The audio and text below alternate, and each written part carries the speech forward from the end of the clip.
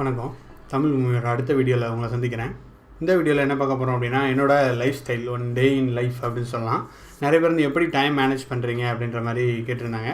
So நிறைய பேர்லாம் கேட்கல, ஒருத்தவங்க தான் கேட்டிருந்தாங்க. சரி, அதை நம்ம நிறைய பேர் சொல்லிக்கலாம்ல, அதனால் அதை ஷார்ட்காக வச்சு இந்த வீடியோ போடலாம் அப்படின்னு சொல்லிட்டு இந்த வீடியோ போடுறேன். ஸோ இந்த வீடியோவில் உங்களுக்கு ஏதாவது யூஸ்ஃபுல்லாக இருந்துச்சு அப்படின்னா அதை எடுத்துக்கோங்க. அப்படி இல்லை எனக்கு அதை நான் தான் தப்பாக பண்ணுறேன் அப்படின்னு நீங்கள் நினச்சிங்க அப்படின்னா அதை சொல்லுங்கள், நான் திருத்திக்கிறேன். எப்படி பெட்டராக மேனேஜ் பண்ணலாம் அந்த மாதிரி எதாவது இருந்துச்சுன்னா சொல்லுங்கள். கண்டிப்பாக யூஸ்ஃபுல்லாக இருக்கும். உங்களுக்கு மிக்க நன்றி.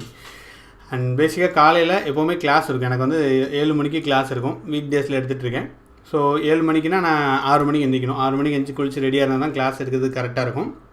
அதனால் எப்போவுமே மேண்டட்ரியாக வீக் டேஸில் கிளாஸ் இருந்துச்சுன்னா 6 மணிக்கு எந்திரிச்சிடுவேன். எந்திரிச்சிட்டு லைக் காஃபி குடிக்க மாட்டேன். லைக் இப்போதைக்கு வந்து தேனில் தண்ணி, சுடு தண்ணி குடிச்சிட்ருக்கேன். ஏன்னா காஃபி குடித்தா ரொம்ப குண்டாகிட்டே போகிறோம், எக்ஸசைஸ் ஒன்றும் பண்ண மாட்டேங்கிறோம். அதனால் அதுதான் இப்போ குடிச்சிட்ருக்கேன்.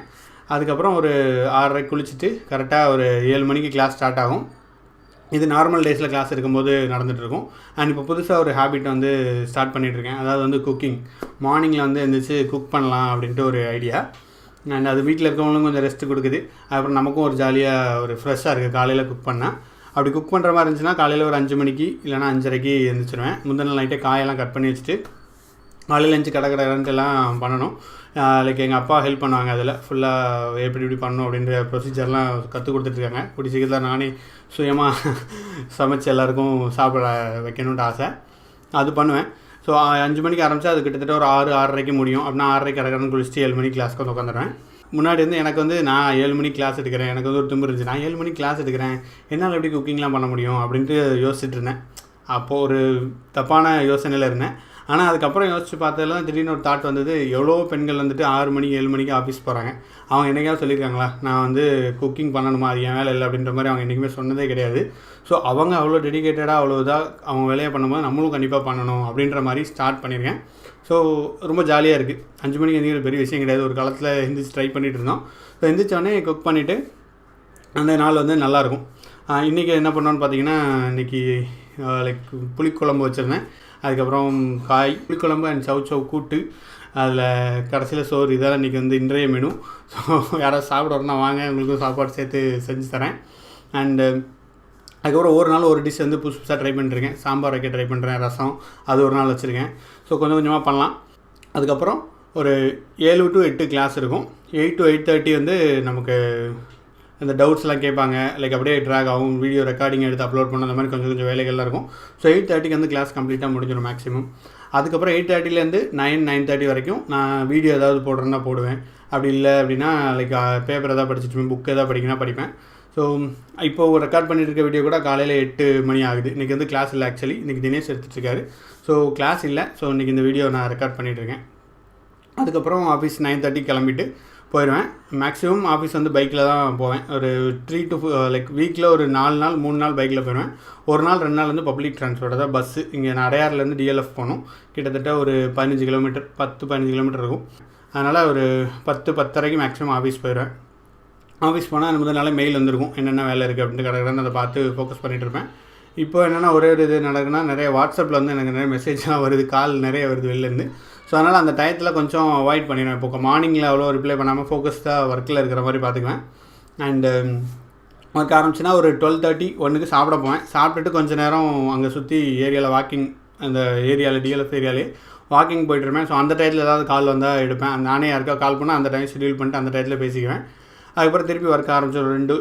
2 மணிக்கு ஆரம்பிச்சதுன்னா ஈவினிங் ஒரு 7 மணிக்கிட்ட வரைக்கும் போகும். கால்ஸ் எதாவது இருந்துச்சுன்னா நைட்டு 9 மணி வரைக்கும் கூட ஆகும். ஸோ வீட்டுக்கு வரதுக்கு ஒரு 8 மணிக்கு வருவேன். கால்ஸ் இல்லைன்னா, கால்ஸ் இருந்துச்சு அப்படின்னா ஒரு 9-10 மணி ஆயிரும். வந்தவுடனே சில நாள் ஏதாவது வீடியோஸ் எதாவது ரெக்கார்ட் பண்ணுவேன். அப்படி இல்லைன்னா ஏதாவது இது பார்த்துட்ருப்பேன். நம்ம பிக் பாஸ் இப்போ போயிட்டுருக்கு, அது பார்த்துட்ருக்கேன். அண்டு வெப் சீரிஸ் ஏதாவது பார்ப்பேன், டவுன்லோட் பண்ணி அதுலேருந்து எடுத்து பார்த்துட்ருப்பேன். ஸோ இந்த மாதிரி பார்த்துட்டு கிட்டத்தட்ட அப்புறம் நைட் சாப்பிட்டுட்டு தூங்குறதுக்கு ஒரு 12 மணிக்கிட்ட ஆயிடுது. அதுக்கப்புறம் மறுநாள் காலையில் 6 மணிக்கு இருந்துச்சு அப்படியே ரொட்டீன் வந்து போயிட்டுருக்கு. இதுதான் என்னோடய டெய்லி ரொட்டீன். இல்லை அங்கங்கே சில நாள் மாறும், சில நாள் லேட்டாக அனுப்பிச்சிருவேன், சில நாள் வந்து கிளாஸ் இருக்காது. சில நாள் அன்றைக்கெலாம் வந்து கொஞ்சம் லேட்டாக அனுப்பிப்பேன். சமைக்கவும் தேவை இருக்காது, அன்றைக்கி லேட்டாக அனுப்பிக்கிறதுக்கு வாய்ப்பு இருக்குது. இந்த மாதிரி ப்ராக்ரஸ் போயிட்டுருக்கு. அண்ட் வீக்கெண்டில் பார்த்திங்க அப்படின்னா ஷெட்யூல் கொஞ்சம் மாறும். வீக்கெண்ட்லேயும் முடிஞ்ச அளவுக்கு நான் கிளாஸ் காலையில் ஷெட்யூல் பண்ணுவேன். அதாவது வேறு ஏதாவது கிளாஸ் அந்த மாதிரி வச்சுக்கோங்க. ஏன்னா வீக்கெண்ட் நம்ம என்ன நினைக்கிறோம் அப்படின்னா வீக் டேஸில் வந்து கரெக்டாக இருந்துச்சு, வீக்கெண்டில் வந்து நம்ம லேட்டாக எழுந்திக்கலாம் அப்படின்னு நினைக்கிறோம். அது கம்ப்ளீட்லி என்னை பொறுத்த வரைக்கும் சரி கிடையாது. எந்திரிச்சோன்னா கரெக்டாக எந்திரிச்சிட்டே இருக்கணும், எப்போவுமே விடக்கூடாது. வீக்கெண்டில் விட்டுட்டு திருப்பி வீக் டேஸில் எந்திரிக்கும் போது கஷ்டமாயிடும். ஸோ எல்லா டேஸுமே எந்திரிச்சிடணும். நம்ம எந்திரிச்சிட்டு அப்புறம் தூங்கிக்கலாம். வீக்கெண்டில் என்னென்னா மதியமோ லைக் ஆஃப்டர்நூனோ கொஞ்சம் தூங்கிக்கிறது பிரச்சனை இல்லைன்றது என்னோட கருத்து. ஸோ அதனால் வீக்கெண்ட்லேயும் முடிஞ்ச அளவுக்கு காலையில் எந்திரிக்கிறதுக்கு ட்ரை பண்ணுவேன். காலையில் எந்திரிச்சிட்டோன்னா நிறைய டைம் இருக்கிற மாதிரி ஒரு ஃபீலிங் இருக்கும். அதுக்கு இன்றைக்கெலாம் பார்த்திங்கன்னா நிறைய டைம் இருக்கிற மாதிரி ஒரு ஃபீலிங். ஒரு 5 மணிக்கு எந்திரிச்சிட்டேன் இன்றைக்கி சாப்பாடு பண்ணிட்டு இருந்ததுனால நிறைய டைம் இருக்கிற மாதிரி ஒரு ஃபீலிங். ஸோ அது எனக்கு ரொம்ப பிடிக்குது இப்போ. அண்ட் அப்படி பண்ணிட்டோம் அப்படின்னா அதுக்கப்புறம் லைக் வேறு ஏதாவது வீக்கெண்டில் வேறு யாராவது ஏதாவது டவுட்ஸ் கேட்டாங்க அப்படின்னா அவங்களுக்கு ஏதாவது கால் எதாவது கேட்பாங்க. இன்டர்வியூ இங்கே கிளாஸ் படிச்சிருக்கேன், எனக்கு சும்மா ஒரு கிளாஸ் மாதிரி எடுங்கன்ற மாதிரி அவங்களுக்கு ஏதாவது கிளாஸ் எடுத்துகிட்டு இருப்பேன். அண்ட் ஏதாவது மீட்டப் இருந்தால் போவேன். And family time mostly Saturday Sunday work பண்ணக்கூடாது அப்படி தான் நினைப்பேன். எந்த ஒர்க்கும் நம்ம கையில் இருக்கக்கூடாது. வீக் டேஸில் ஃபுல்லாக ஒர்க் பண்ணிக்கலாம், வீக்கெண்டில் ஃபுல்லி ஃபேமிலிக்காக கொடுத்துட்றது. வெளியில் எங்கேயாவது போயிட்டு வரோம், ட்ரிப்பு பக்கத்தில் எங்கேயாவது போகிறது, இல்லைனா படத்துக்கு போகிறது, அந்த மாதிரி சுற்றிக்கிட்டு இருப்போம். அண்டு இதுதான் மோஸ்ட்லி வீக்கெண்ட் ட்ரிப்ஸ்.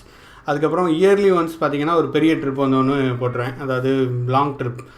போன வருஷத்துக்கு முதல் வருஷம் ஒரு கடந்த 3 வருஷத்தில் ஒரு 2 வருஷம் வந்து நான் ஹிமாலயாஸ் 3 தடவை ஹிமாலயாஸ் போயிட்டேன் இது வரைக்கும். ஸோ அது ரொம்ப ஜாலியாக இருக்கும். ஒரு தடவை போயிட்டிங்கன்னா உங்களுக்கு ஃபஸ்ட்டில் ஒரு மாதிரி இருந்துச்சு என்னடா அப்படின்னு பார்த்தீங்கன்னா, ஆனால் அதுக்கப்புறம் வந்து ஜாலியாகிடுச்சு. எப்போவுமே அடுத்த வருஷம் எப்போ வரும், எப்போ ஹிமாலயாஸ் போகலாம் அப்படின்னு அவங்களுக்கே ஆர்வத்தை தூண்டிகிட்டு இருக்கும். ரொம்ப சூப்பரான பிளேஸ். அங்கே வந்து 2 வாரம் லைக் இயர்லி ஒரு 2 வீக்ஸ் கேப் எடுத்துகிட்டு போயிடுவேன். அங்கே ஜாலியாக இருக்கும். நீங்களும் முடிஞ்சால் போயிட்டு வாங்க. அப்புறம் சைக்கிளிங் இயர்லி ஒரு பெரிய ட்ரிப்பு, மந்த்லி ஒரு சின்ன ட்ரிப் ஃபேமிலியோட. அந்த மாதிரி தான் என்னோடய பிளான் வந்து கரண்ட்லி போட்டிருக்கேன். ஸோ இது வரைக்கும் ஒழுங்காக போயிட்டுருக்கு. நெக்ஸ்ட் இயர்லேயும் போகும் அப்படின்னு நம்புகிறேன். இதுதான் மோஸ்ட்லி என்னோடய பிளான்ஸ். அதுக்கப்புறம் புக்கு படிக்கிறது. முன்னாடி புக்கு வந்து நிறைய வாங்கி படிச்சுட்ருப்பேன். இப்போ இந்த அமேசான் கிண்டல் வாங்கிட்டு இதில் உட்காந்து படிச்சுட்ருக்கேன். இது என்னோடய லைக் மேரேஜ் கிஃப்டாக என் ஒய்ஃப் கொடுத்தது. ஸோ இதில் இப்போது புக் படிச்சுட்ருக்கேன். கரண்ட்லி வந்து காஃப்கா இன் த ஷோர் அப்படின்னு ஒரு புக்கு நிறைய பேர் வந்து நல்லா இருக்குது அப்படின்னு சொல்லியிருந்தாங்க. ஸோ அந்த புக்கை படிச்சுட்ருக்கேன். நல்லா இருக்குது. அது டிஃப்ரெண்ட் பெர்ஸ்பெக்டிவ் கொடுக்குற புக்காக இருக்குது. அண்ட் நெக்ஸ்ட் எந்த புக்கு படிக்கலான்னு பார்க்கலாம். தமிழ் புக் ஏதாவது எடுத்து படிக்கணும். அண்ட் பொன்னியின் செல்வன் படிச்சிருக்கேன், அது ரொம்ப சூப்பராக இருந்துச்சு.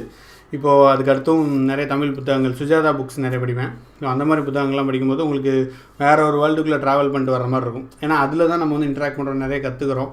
So that is very good. I feel அந்த மாதிரி இது நிறைய படிக்கணும்னு எனக்கும் ஆசையாக இருக்குது. ஸோ அந்த மாதிரி ஏதாவது புக்ஸ் உங்களுக்கு இருந்தால் சஜஸ்ட் பண்ணுங்கள், கண்டிப்பாக படிக்கலாம். அண்டு மோஸ்ட்லி இது தான் வந்து பண்ணிகிட்ருக்கேன். எப்போவுமே நான் வந்து ஒரு ரொட்டீனுக்குள்ளே போக மாட்டேன். மேக்ஸிமம் ரொட்டீன் வந்து பிரேக் பண்ணணும்னு நினைப்பேன். அதாவது வீக்கெண்ட் எதாவது டிஃப்ரெண்ட்டாக பண்ணுவோம், இன்றைக்கி எதாவது பண்ணுவோம். முன்னாடி இருக்கும்போது சும்மா சர்ஃபிங் போய்ட்டு வந்தேன். இந்த ஈசிஆரில் வந்துட்டு அங்கே லைக் கோவலமாக அது பக்கத்தில் வந்து சர்ஃபிங் இருக்கும், அது பண்ணிட்டு வந்தேன் ஒரு நாளைக்கு. அதுக்கப்புறம் சைக்கிளிங் போவேன். ஈசிஆரில் வந்து அது வரைக்கும் கோவலம் வரைக்குமே சைக்கிளில் வந்து போயிட்டு வந்திருக்கேன் ஒரு தடவை. இந்த மாதிரி டிஃப்ரெண்ட்டாக ட்ரை பண்ணுறேன். ஒரு தடவை நீச்சல் போயிட்டு வருவேன்.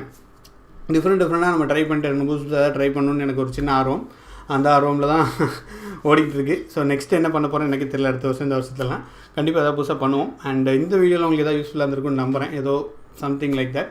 அண்ட் உங்களுக்கு ஏதாவது எனக்கு சொல்லணும், இதெல்லாம் நீ மாற்றுப்பா, இதெல்லாம் சரியில்லை அப்படின்னு சொல்ல நினச்சிங்கன்னா தயவு செஞ்சு சொல்லுங்கள்.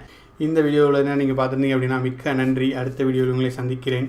மேலும் இந்த மாதிரி வீடியோஸ் நிறைய நீங்கள் பார்க்கணுன்னா நம்ம பெல் பட்டனை கிளிக் பண்ணுங்கள். அண்ட் இந்த மாதிரி வேறு ஏதாவது வீடியோ போடணும் அப்படின்னா இது ஒரு டிஃப்ரெண்ட்டான வீடியோ. ஸோ இந்த மாதிரி வேறு ஏதாவது வீடியோ போடணும்னு நினச்சிங்க அப்படின்னா அதையும் நீங்கள் கமெண்ட்டில் சொல்லுங்கள், கண்டிப்பாக போடுறேன். அது வரைக்கும் உங்களிடம் விடைபெறுவது உங்கள் நண்பன் ஆறுமுகம். பாய்.